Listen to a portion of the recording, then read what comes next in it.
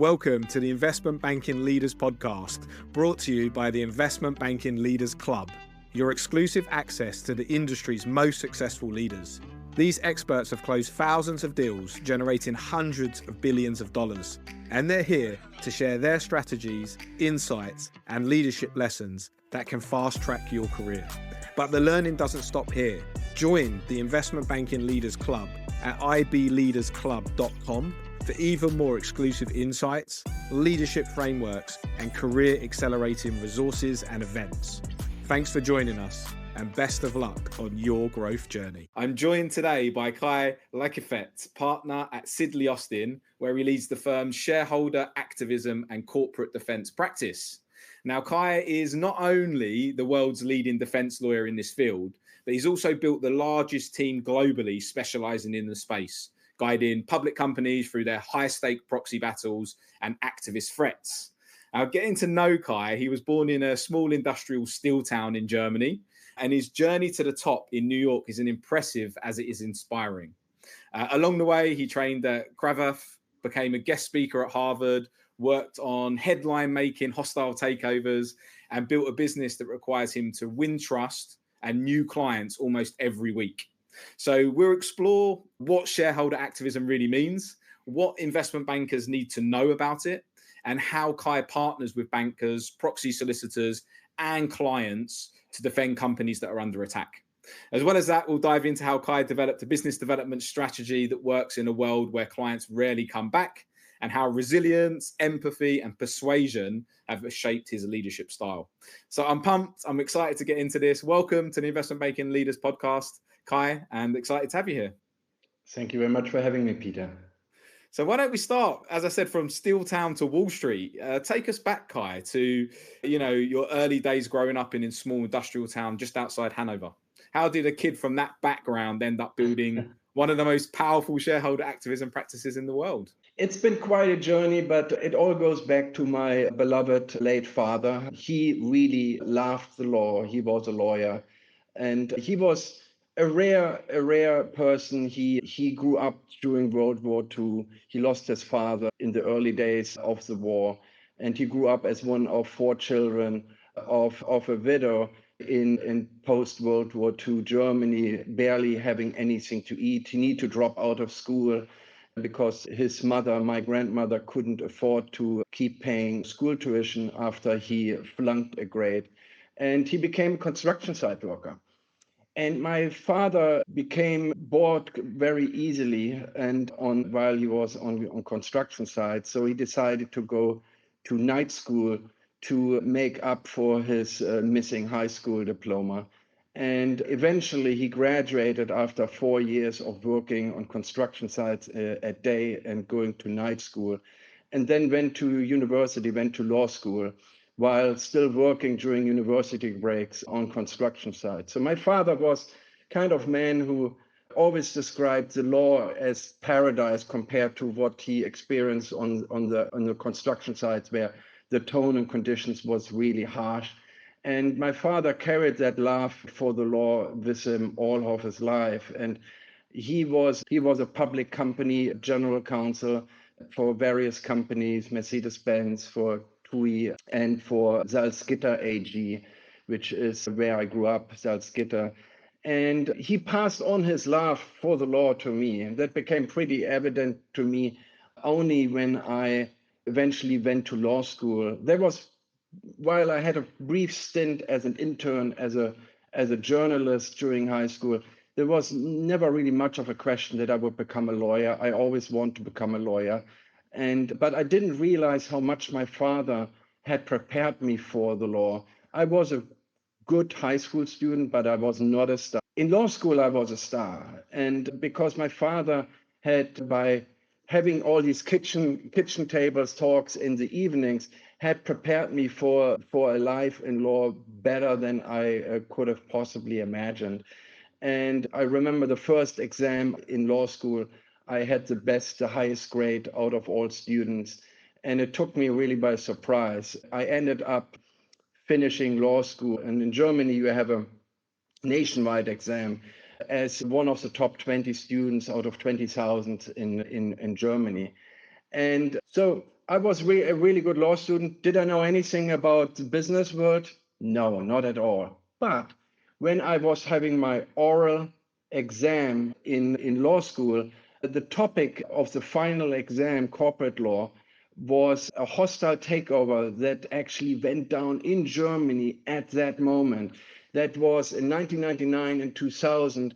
A British company, Vodafone, the telecommunications giant, was launching a hostile takeover to take over the biggest communications provider in Germany, a company called Mannesmann. It is still to date the largest successful hostile takeover of all time. It was all the rage in Germany, and it really drew me to this area, M&A, hostile takeovers, and the like. And after law school, I joined the law firm that represented Vodafone in that takeover. That was Linklaters. And I chose to write a PhD thesis about mergers and acquisitions, and actually also enrolled for an executive MBA on mergers and acquisitions. So that was really that prompted me to go into M&A. Then in Germany, as a lawyer, you have to go through a mandatory clerkship. It takes 2 years, and you have to take another exam. It's a long, grueling process. But when I was finally done in 2004, I had my practice, my license to practice. I became a young lawyer.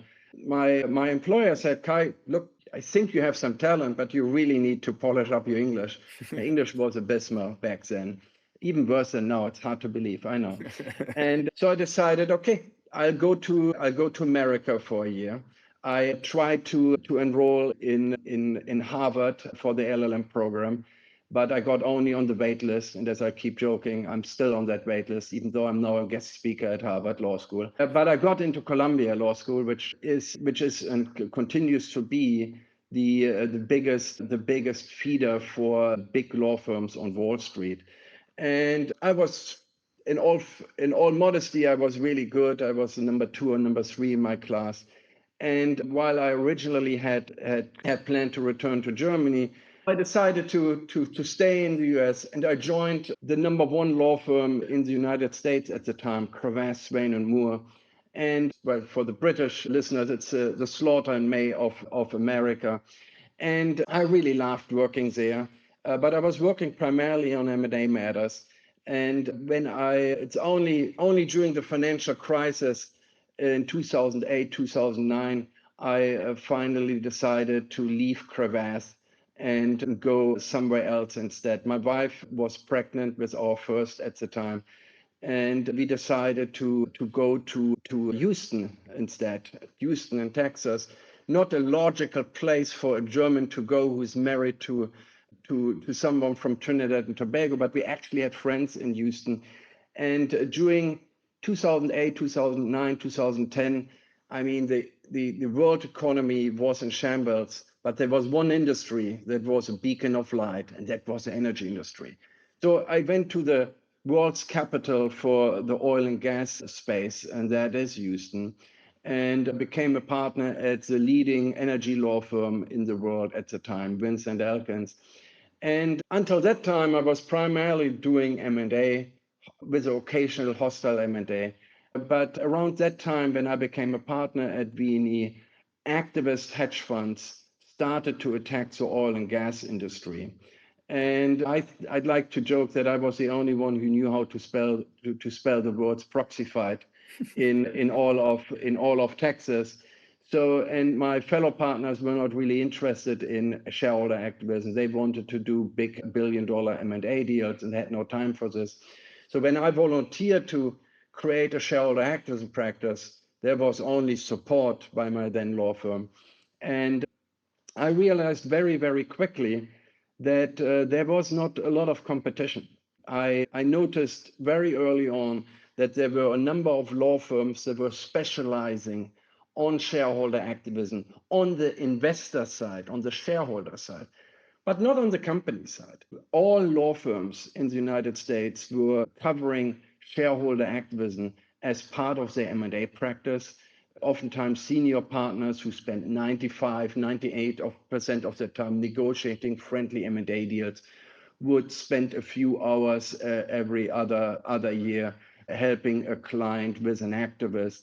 It was not considered to be a standalone practice. It was not really considered to be anything that was sexy, let alone profitable. So I realized very quickly, well, if I am the first one to specialize in this field, I have a wide open field.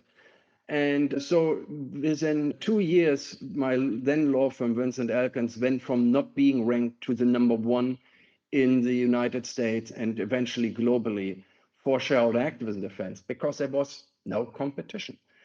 And at that point, I realized, okay, I cannot stay in Houston.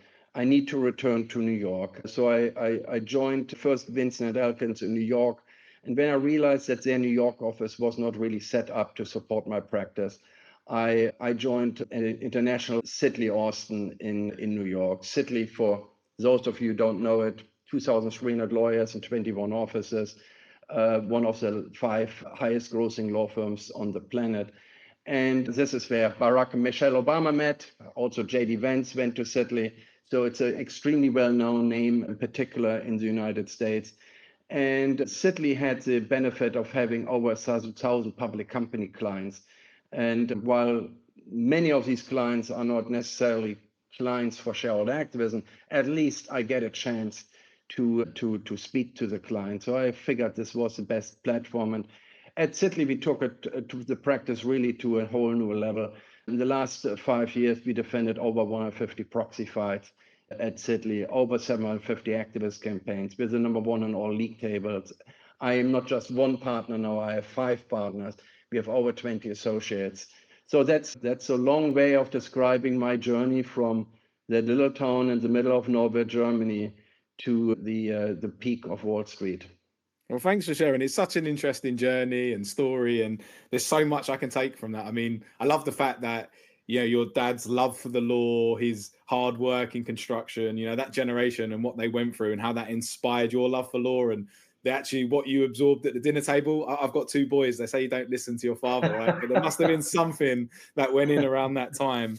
And then obviously fascinating to see that you went from the UK and New York and then into Houston. And I love the fact that you saw the gap, right? And the opportunity. Like Altrum, we created the deal toy business. And I'm fascinated when we go back in the 70s and look at how that opportunity came about from a guy that used to make toys and saw a way to celebrate deals in more meaningful ways. And here you are with, as you say, the largest and most successful team in the space around the world. So that's exciting. And obviously, congrats on that success. To get a bit more into the detail around shareholder activism, why did you decide to specialize in that area, other than the fact that you saw it was a good opportunity? And I think one of the things that really stuck with me when we spoke was you mentioned you'd called it the soap opera of the corporate world. And that really stuck with me. So talk to me a bit about why you specialize in this area and why you call it the soap opera of the world. Yeah, so what I always tell young professionals is try to find something in your life as your job that you truly enjoy, right? Don't follow the money. If you really love what you do and you're good at what you do, the money will follow you. It's not the other way around. And I tried out a lot of other things as a lawyer. At Cravath, we were required to rotate every 9 months through to a new practice. So I started in M&A. I had to work also in banking, negotiating credit agreements. I was also in the capital markets group where I worked on high yield bond deals and IPOs. And I realized that while I was really good at some of these, for instance, I think I was a terrific banking lawyer, it bored the hell out of me. And high yield bond deals, I mean, you can chase me with those out of my house. So you need to find something that you're not just good at, but that you really enjoy. And I like public M&A to a large degree, even though the 100-page merger agreement and the 500-page disclosure schedules can be very, very, very boring and mind-numbing. But when I discovered shareholder activism, I fell in love right away. So why is that? Well, first of all, there are no 500-page documents. So let's start, right? So I love to read, but I mean, if you read dense legal documents all day long, that is really, really draining. And even the happiest lawyers will find some of this really grueling. So the documents are much shorter. But what I like most about shareholder activism, it's not just the law, it's tactics and strategies. Because you need to advise a client in a crucial better company situation that affects the lives and reputations of many. And you cannot just advise on the narrow angles of the law. You can give the best legal advice and make completely backfire in the shareholder activism context because you alienate shareholders and then you lose the election that determines your client's future job. And so it's not just that there's a strong campaign element to it. I love politics. And in fact, when I retire, I want to go into politics and help as a campaign manager. And that's essentially what you are in shareholder activism campaign. You are, as a lawyer, you an election lawyer and a campaign manager in one. And this is very interesting. And then lastly, there's a psychological element. I mean, I spent a good amount of time trying to talk my clients off the ledge because, I mean, you get criticized on TV, in the newspapers. It is really hard on boards and CEOs to deal with that. And I've been attacked in the news myself, so I know how it is to be ripped into. And it is really a part of the practice is just to give your clients perspective and let them realize that, look, you are not alone in this. I know this is brutal, but you will get through it. Others have as well, and you will prevail. It's so interesting. First of all, I couldn't agree more that you should pick something you love and passionate about and do it and not chase the money. And is it really interesting how you explain, it's the tactics, the strategy alongside the kind of campaigning and the politics, as well as the advice. So I can understand how evolved or involved the role is, hence why you enjoy it. And I guess that emotional and psychological support, if you will, of the clients is very different maybe to what you see in many other areas. So I can imagine that's really challenging at times as well. What about, I guess we should take a step back as well in some essence. And there's maybe listeners here that predominantly investment bankers and PE that maybe don't know a lot about shareholder activism. So you just give us a really quick crash course on what it looks like in practice.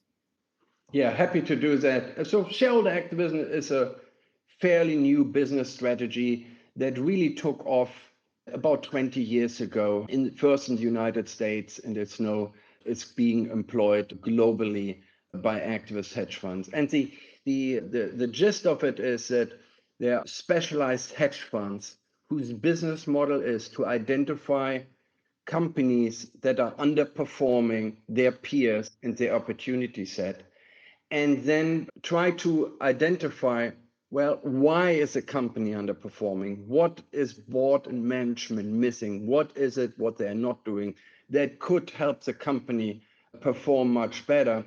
And then approach the company with a carrot and stick approach. But the carrot is we have great ideas to make a lot of money for shareholders. The stick, and that's the important part, is if you don't listen to us and you don't implement our ideas, you are up for re-election soon at the next annual shareholder meeting. And at that point, you are going to run a so-called proxy contest, meaning you're not going to be the only candidates up for election, but we are going to nominate an alternative slate of director candidates compete against you at that annual meeting. And if you lose, you're out and we are in. That's shareholder activism in a nutshell. Amazing. Super clear. I think that really happens. And how do investment bankers typically play a role when a company's being targeted? Yeah, so investment bankers are key to the entire effort. Shareholder activism in general is a team sport. Yeah. It's not just the lawyers, it's not just the bankers. We also have PR professionals. We have a group called proxy solicitors. We're working with private investigators and other consultants. And typically, activism campaigns quarterbacked by the investment bankers and the lawyers. We work typically hand in hand with the investment bankers. And it is really important to have a very good investment banker by your side because as a lawyer, even though I have an MBA, I need a banker to analyze the economic arguments of the activist. And shareholder activism is almost always about economics, right? It's about whether or not the company should be sold, should be broken up, whether there's a way to streamline the business. You need an investment banker for that. Lawyers cannot provide that service, nor should they. And then they are also crucial in developing counter arguments, right? I mean, as lawyers, we develop together with the PR firms and the bankers counter arguments to be used in a campaign. We are also strategizing with the investment bankers as to how to negotiate with the activists, because let's be clear, many, if not most of these campaigns do not result in a full-blown proxy contest that goes all the way to a shareholder vote. The vast majority of these situations are resolved amicably when the company and the activists negotiate a friendly outcome where both sides make certain concessions, and as in any good deal, both sides feel terrible afterwards, but at least they didn't go to a proxy fight. So you need investment bankers to help with that effort. And lastly, what is key oftentimes is not so much what the activist does, but how the other shareholders think about it. Activists typically own only a small stake in the company, 1%, 3%, 5%, rarely more than 10% for regulatory reasons. So you need to focus on, well, what do the other 90% think? How do I get them to understand what we are doing is the right thing? How do I get them to understand what the activist is proposing may not be beneficial to the company in the long term, if that's the case? Although I will tell you, in many cases, we find common ground because the activism is rarely wrong on all points.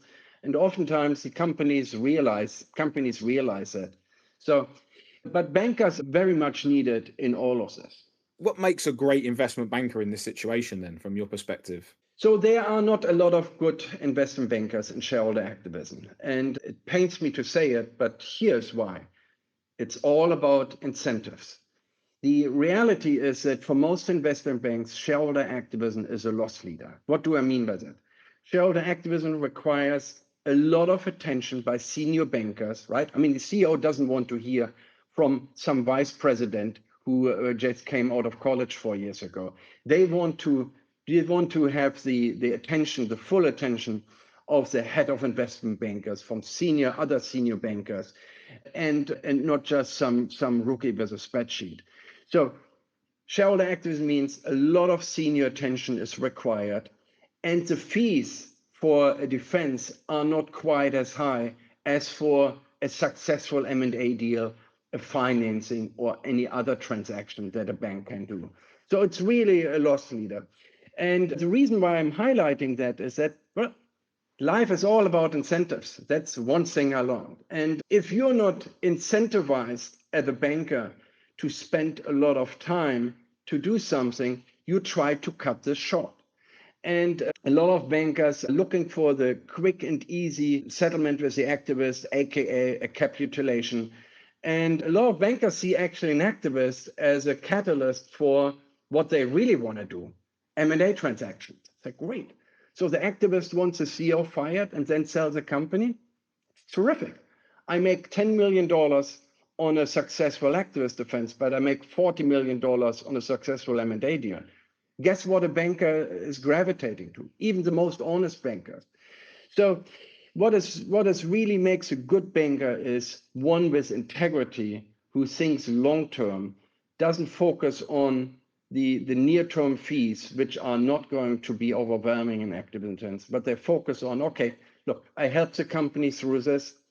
They may do a deal 3 years down the road, and in the long term, my reputation is more important than the near-term deal. But I've seen a lot of bankers sell out their clients in these kind of situations. Wow.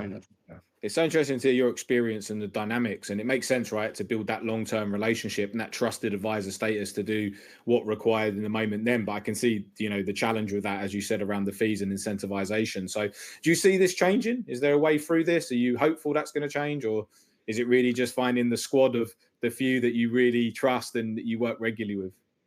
Unfortunately, it's the latter. I mean, look, investment bankers are under a lot of pressure, right? They are required to deliver results year in, year out. And when your numbers are low, you cannot really go to investment banking leadership and tell them, look, but I preserved a couple of great relationships. It's a structural issue, right? It's a structural issue in investment banking. And I think I have found a handful of investment bankers that I can trust to do the right thing in these kind of situations. I try to get them involved, and I'm always open to finding more people I can trust. But it's only a few. Well, hopefully this podcast helps shine a light there. We've got a huge investment banking community globally, and maybe we can help you out with that. So definitely hope they reach out. Let's talk a bit about business development. I've been talking to lots of VPs and directors across the investment banking scope recently. And one of the areas they're most interested in is sharpening their business development skills. And for you, your practice is fascinating because unlike M&A and ECM, you rarely have repeat clients, right? That's certainly what you're hoping for anyway, because you don't want to be involved in these types of situations regularly. So that you're talking to you shared that means a constant flow of new business. So how have you built such an effective business development engine? Yeah, it's really hard. I'm not gonna belabor the point, but as you noted, I have no repeat clients. Look, I have no company that gets hit every year by an activist. I wouldn't say I wish that was the case. That would be bad for the client, but would be good for me as a businessman. So I have to constantly go out and find new clients who are at risk of being attacked by an activist or are already in an activist campaign. And so what helped me create a business the way I did it is by being a first mover. The first mover advantage is real, right? I mean, I go in a pitch and can say, hey, defended 150 proxy fights in the last 5 years. The other guys you're talking to from that other law firm, they've done 3, right? It makes a difference. So first mover advantage is real. What is also important is you need to make yourself a name. And what I have done is over the years, I mean, I developed close relationships with a lot of important people in the industry to make sure that word of mouth includes my name. That's really the way to do it. You need to create long-term relationships with those who can refer you business. So bank, PR firms, board members, and the like. You need to become a name that people gravitate to in these kind of situations. These are better company situations. So oftentimes companies do not go to their standard advisor, to their regular investment bank, to the regular lawyer, because they realize, okay, my job is on the line, my reputation is on the line, my kids watching me being ripped into pieces on TV. I need the best of the best. And you need to make sure that in the business world, you are known as one of the go-to people, if not the best. Amazing. Yeah, super clear. Make that name, build those relationships, make sure that you're the first name spoken in the need of referring. And any tips or tricks around how you do this? Is it events? Is it through the media? Is it speaking engagements, podcasts? Like any extra information that we can harness as leaders and investment bankers to help develop our skill set? All of the above. All of the above. I mean, I'm constantly out there. I am constantly at speaking engagements. I'm constantly talking to the media. I'm on TV on a regular basis. I am making sure that we are putting out thought leadership pieces on a regular basis. You need to become a thought leader in your area, and you need to become one of the persons people call just when they have a question about what's going on in your industry. Amazing. Okay, super clear, and definitely stuff we can take away there. Let's talk a bit about that PR then. So I know you're regularly quoted in the media. I've watched a lot of your videos. You speak publicly. I know you trained very briefly as a journalist. I know we didn't touch on that, but I guess first of all, how important is public perception in these activism campaigns, and more importantly, how do you manage the media narrative? Yeah, so this is where teamwork comes into play. In activist campaigns, as I mentioned previously, we are working with PR firms hand in hand, just as we work with investment bankers hand in hand. We do the same with the public relations professionals. And typically, the public relations professionals are the front line in terms of media relationships. But I, over the years, have developed close media relationships with reporters from the Wall Street Journal, Bloomberg, the Financial Times, Reuters, etc. myself, because very often there are legal elements that needs to be explained to a reporter to just make sure that they get it right. So I find myself talking to the media almost on a daily basis. And the media is important in activist campaigns because a lot of shareholders watching what's going on in TV, reading the Wall Street Journal. But it's even more important that if the media coverage is disadvantageous, my clients start to panic. And one of the imbalances of activism is that activists can be really outrageous and funny, and they can be wrong. As a company, you need to drive the moral high road, which is a very, very lonely place. You cannot be outrageous. You cannot just throw things on the wall and see what sticks. So it's the media tends to benefit the activists. Activists oftentimes also have very close relationships to the relevant activism beat reporters, and they're specialized reporters just for shareholder activism. So they talk to these reporters on a daily basis. So it's in order to level the playing field, you need to have a good team that has their own relationships with reporters so that you at least get some fair reporting and you're not getting slaughtered in the media that then again results in CEOs and board members panicking and thinking that they are going to lose and caving into the activist. Such an interesting and challenging space, right? I can see how that trust, that relationship, that reputation means so much, and trying to navigate all of this almost in the public eye must be, as I say, I know you've got the skills, but it must have taken a long time to build that up.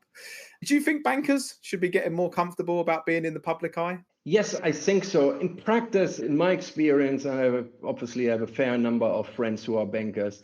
If you carefully coach bankers, I think you should be able to talk to the media more often.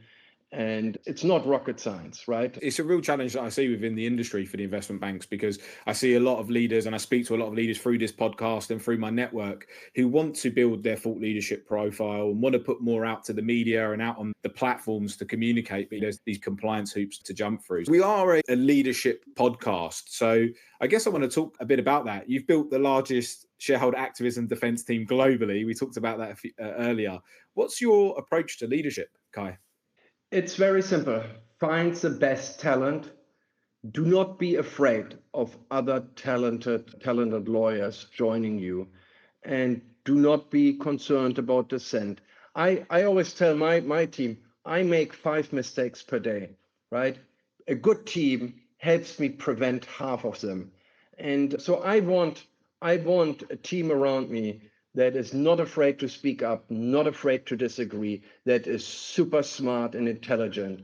And yes, some of them will outshine me at some point, and you need to be comfortable with that, right? I mean, if you surround yourself with highly talented professionals, you're going to have at some point people who might want to compete for you with you for your business. But that's just the price you pay. And I'm very comfortable with where I am at this point, even though I do note that in the rankings of Chambers, and Chambers is the highest ranking for lawyers, in the rankings of Chambers for shareholder act and takeover defense, I think a third of the 15 lawyers that are ranked in the United States were people who work with me. Wow. And so it's not everybody's approach to leadership. But I think the alternative for me would have been to remain a one man show, and you cannot defend 100 companies per year with a one man show and a handful of associates. If you really want to make a difference, you want to build a brand, a big platform, you need to train future leaders, and you need to be comfortable with the fact that at some point you're going to retire and they're taking over. And I, from my side, I'm certainly not going to be one of those lawyers who's going to practice until he's 80. I'm going to retire early, and I'm going to hand over the reins of the practice then to my fellow partners. Amen. Yeah. And I guess it's great that mindset you have to get the right people on the bus and then build them and help make them the best that they can be. And you want that sort of energy and skill set around you. How do you manage that balance, though, between high standards, delegation, and really running the business to an extent? You need to be comfortable with delegating, right?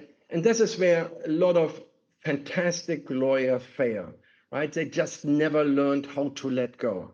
They never learn to not read every piece of paper, every line. When you will delegate to junior lawyers or junior bankers, when you're investment bankers, you need to be comfortable with the fact that they may make mistakes, and it may be only 95% on a good day of what you would have done, but that's oftentimes fine. And it's oftentimes, and certainly in my area, much better than any other law firm can provide. So, and to be perfectly candid, we tend to overestimate the importance of many issues anyway. A lot of the issues that we lose sleep over and end up playing no role whatsoever in the final outcome of the situation. So when you do this for 25 years, as I have, you realize at some point that, well, we are not saving lives, and most of the people will just be fine, even if we don't always get it right, with the benefit of hindsight. That's a good philosophy. And quite often when I ask leaders about, if we could look back to the start of your career, what's the piece of advice you'd give yourself? I quite often hear that you should relax a bit more, not take everything so seriously, because it's a marathon and these things happen. So yeah, it resonates with me. I want to talk a little bit about your motivation, your resilience. I know you mentioned that a period in your life you experienced some bullying as a kid, and that gave you empathy and helped you feel to stand up to corporate bullies. How's that shaped your mindset and resilience? Yeah, I didn't have the happiest childhood, notwithstanding the fact that I had a great father and I spent a lot of time learning about the law from him. I was bullied in school, and I was very depressed over it. And it's still something that motivates me today. Activists, most of them are just that. They are bullies. And now I get a chance to hit back, so I can help clients push back against bullies and make sure that they leave the schoolyard in one piece, even though they said they just didn't cave and handed over the lunch money. It must have been a tough time, but I love how you're using that as positive fuel to do what you do today and to stand up to these corporate bullies. And what drives you now? Is it still winning the fight? Is it something else? What's kept you up for the battle so long, Kai? Yeah, among my many other flaws, I'm an extremely sore loser. So I hate to lose. And I love to campaign. So what really, really motivates me is advising companies on activist campaigns and allowing them to win in these campaigns. And I haven't lost a lot of campaigns. I lost 5 proxy fights in my career out of several hundred. But I still think about these defeats almost on a daily basis. And I actually, one of the counterintuitive realizations for me was that I learned way more from my defeats than from my wins. And so continuing to win really motivates me. It's extraordinarily satisfying to win a proxy fight. One of my highlights of my career was I defended Hasbro, the toy maker, in a proxy fight against an activist a few years ago. And this was the first time when my kids actually respected daddy's work, because daddy was defending Peppa Pig and Little Pony. And we won the proxy fight. It was all over the media in the United States, at least. It was on TV, in the newspapers, etc. And afterwards, after the proxy fight, I took my kids to Peppa Pig Land outside London, and we got VIP treatment from the client, obviously. That was probably something that will stay with me until the rest of my life. I love that. Well, having 2 young boys, I'm through the Peppa Pig years, thankfully, but I've been to the park you mentioned, and I certainly understand they must have thought their daddy was very cool. So love it. And speaking to you today and the other times we've connected, I do feel your passion for the space, and that's obviously why you've been able to do what you've been able to do. I want to touch on Harvard. You made the joke that you're still on the short list, and yet now you're lecturing there, which I think which is a great story.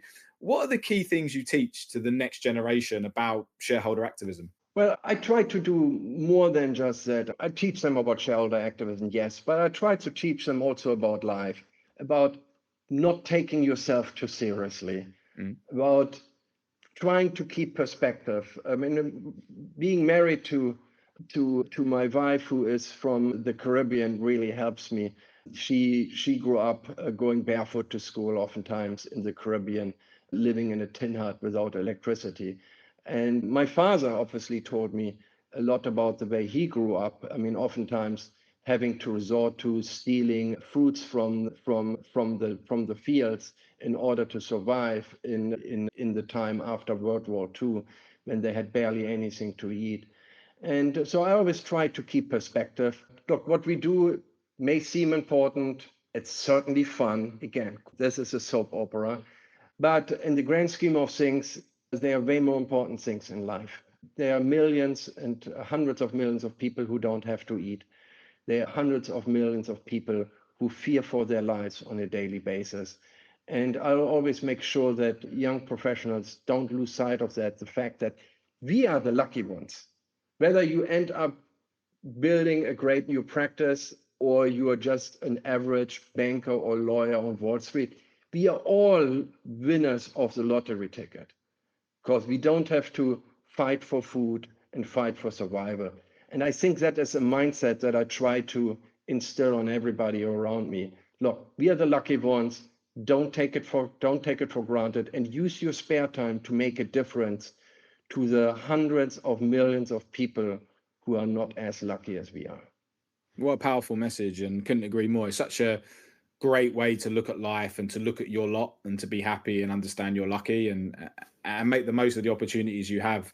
I had a similar experience. I traveled to Asia for about a year in 2008 on my own, and I had not the average backpacking experience. I really tried to get off route, and some of the things that really struck me was I went to some of those really poor and struggling communities and yet see the smiles on people's faces and how they made the most out of life despite the challenges they were faced with. So I think it really shaped me in my early 20s to see things similar to you, to make the most of the opportunities and to be proud and happy of what you've got. So yeah, it really resonates with me. I know you shared with me that why is the most important word in life. Can you just explain that philosophy? I got to get credit to someone. Scott Bachet taught me that he is a big time M&A lawyer here in the United States, maybe one of the most famous M&A lawyers in America. And he was my mentor back at Crevasse in New York in the aughts. And he said that to me. Your most important word is why. Because you should not assume that we expect you to know everything. We know you don't know much, right? And you're not gonna fill that knowledge gap unless you ask. And what I always tell junior lawyers is, ask me. Either it's a question that I asked myself at some point myself, or it's a question I've never asked myself and I don't know the answer to, but I really should. And then we're figuring out what the answer is. There are no stupid questions. That's my mantra when I'm working with everybody. Yeah, it makes a lot of sense. And I'm sharing within my team, you're always happy when people are asking questions because it means that they're not trying to struggle to find things out on their own, right? So yeah, I agree with that for sure. Believe it or not, Kai, we're at the end of the interview. This has flown by. I've had a lot of fun. But last question before we do wrap, and our regular listeners now ask all guests this: which books, podcasts, materials, there's so much out there today, do you recommend that have had a big impact on you and your career? I would say Barbarians at the Gate is a book that I look most to. That's a book that I read during the summer after Columbia Law School and before I started at Crevasse. And I still resort to this book every other year and read a couple of chapters in it. I think it's just a fascinating tale. And the other thing I always keep quoting is the movie Wall Street. And in fact, if you've seen the movie, I mean, the way I describe it to at least some generations, not the newest generations, because many of them haven't watched the movie, is that we are defending public companies against the Gordon Geckos of this world. And one of the highlights of my life was last year, I was invited to a fundraiser by then President Biden for the presidential campaign. And it was hosted by Michael Douglas and Catherine Zeta-Jones in their house in Westchester, New York. And to my utter disappointment, Catherine Zeta-Jones didn't come. But I did get to talk to Michael Douglas. And I told him what I was doing. And he said, Kai, but don't forget, Gordon Gekko, he was a villain. A lot of bankers forget that. All right. I got that. And I hope most of your readers and listeners understand that Gordon Gekko was actually the bad guy. What a nice way to end. Hey, Kai, fascinating. I've learned so much about shareholder activism, about business development, leadership, taking your opportunities, being grateful for what you've got. And I'm sure my listeners have taken a lot away from this as well. So thanks so much for sparing us the time. Appreciate it. Thank you for having me. Much appreciated. This episode of the podcast was brought to you by the Investment Banking Leaders Club.